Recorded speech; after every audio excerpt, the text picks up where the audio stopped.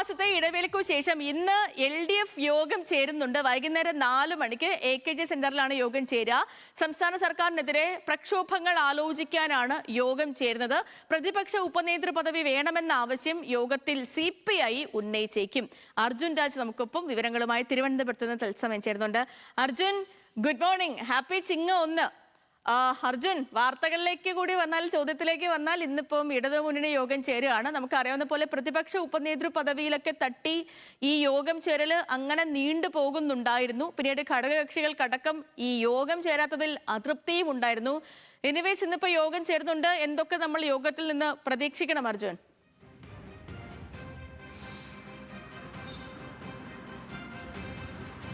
Sethu, good morning.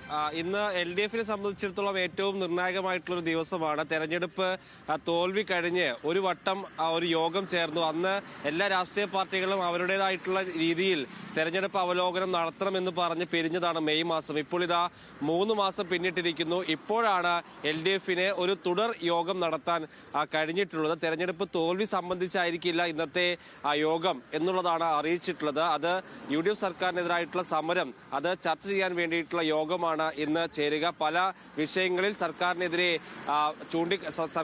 സമരം ചെയ്യുക എന്നുള്ളതാണ് ഇന്നത്തെ യോഗത്തിന്റെ പ്രധാനപ്പെട്ട അജണ്ട. കഴിഞ്ഞ 3 മാസം യോഗം ചേരാതിരിക്കാനുള്ള കാരണം പ്രതിപക്ഷ ഉപനേതൃസ്ഥാനത്തെ സംബന്ധിച്ചുള്ള തർക്കമാണ്. ആ പദവി വേണം എന്നുള്ള ആവശ്യം ഇപ്പോഴും CPI ശക്തമായി തന്നെ ഉന്നയിക്കുന്നു. പക്ഷേ ആ പദവി വിട്ടുകൊടുക്കാൻ കഴിയില്ല. കീഴ്വഴക്കം മാനിച്ചുകൊണ്ട് അത് LDF CPIM എല്ലാ കാലത്തും ഏറ്റെടുക്കുന്ന പദവിയാണ് എന്നുള്ളതാണ് CPIMന്റെ നിലപാട്. ഇന്നത്തെ യോഗത്തിനകത്ത് ഈ വിഷയം, പ്രതിപക്ഷ ഉപനേതൃസ്ഥാനം സംബന്ധിച്ചുള്ള കാര്യം ചർച്ചയാകുമോ എന്നുള്ളതാണ് ഇന്നത്തെ യോഗത്തിലെ ഏറ്റവും പ്രധാനപ്പെട്ട കാര്യം. ഈ വിഷയം CPI തന്നെ ഇന്നത്തെ യോഗത്തിൽ ഉന്നയിക്കാനുള്ള സാധ്യതയാണ് ഉള്ളത്. ഈ പദവി വേണം എന്നുള്ള ആവശ്യം ഇടതുമുന്നണി യോഗത്തിനകത്ത് CPI ഉന്നയിക്കാനുള്ള സാധ്യത നിലനിൽക്കുകയാണ്. അങ്ങനെയാണെങ്കിൽ എന്തായിരിക്കും മുന്നണി യോഗത്തിലെ ചർച്ച, ആർക്കനുകൂലമായിരിക്കും എന്നുള്ളതാണ് ഏറ്റവും പ്രധാനപ്പെട്ട കാര്യം. ഈ വിഷയം CPI ഇങ്ങനെ ആവർത്തിച്ച് ആവശ്യപ്പെടുന്നതിൽ മറ്റ് ഘടകകക്ഷികൾക്കൊക്കെ വലിയ എതിർപ്പുണ്ട്. രണ്ട് പാർട്ടികൾ അങ്ങോട്ടും ഇങ്ങോട്ടും സംസാരിച്ച് തീർക്കേണ്ടതാണ് ഈ വിഷയം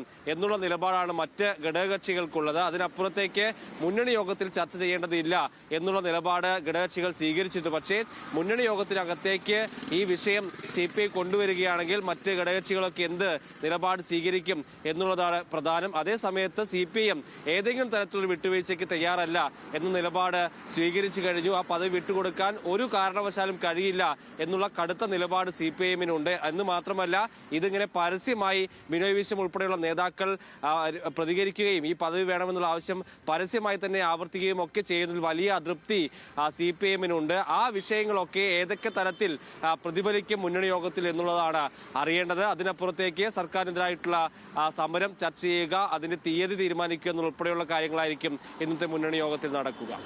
ഓക്കെ, ശരി അർജുൻ, ശരി.